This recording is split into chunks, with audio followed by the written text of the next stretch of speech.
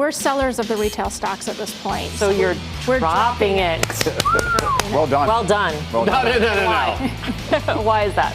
So look, I think these stocks are on the current battlefield in the trade war, and we think that's going to take some time to play out, number one.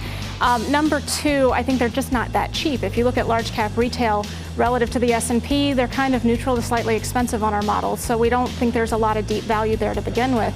And lastly, I would say if you want to play the strength of the American consumer, I think you've got a great alternative in consumer staples. So I think there are better things. Not too expensive.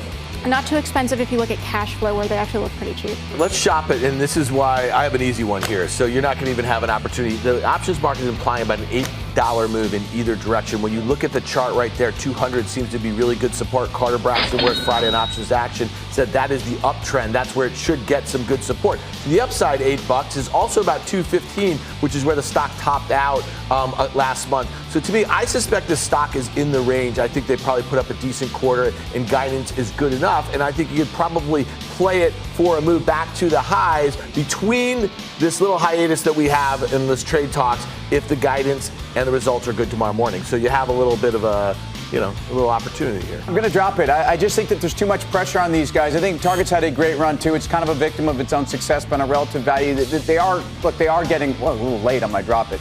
My red bag is getting kicked to the curb because I think if you look at the comps, they're also becoming more difficult for this company. If you look at what's going on in terms of tariffs, also the labor component of their business, I think there's a margin issue, and I think there's way too much store space in the big box retailers for them to not have margin degradation. Well, 10-year low in Nordstrom's over the last week or so. I mean, all the problems they've been facing is everything we've talked about now for months.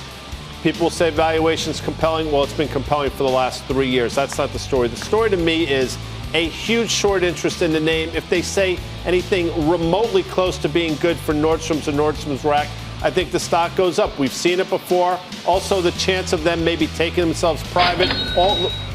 It's very delayed today. Back. It's like got a delayed you really back. have to listen, and then this reinforces your. Did that I was just about to say all those reasons make me shop it. Then they were going to drop the graphic, but they jumped me. Do you think that? Now forget it now.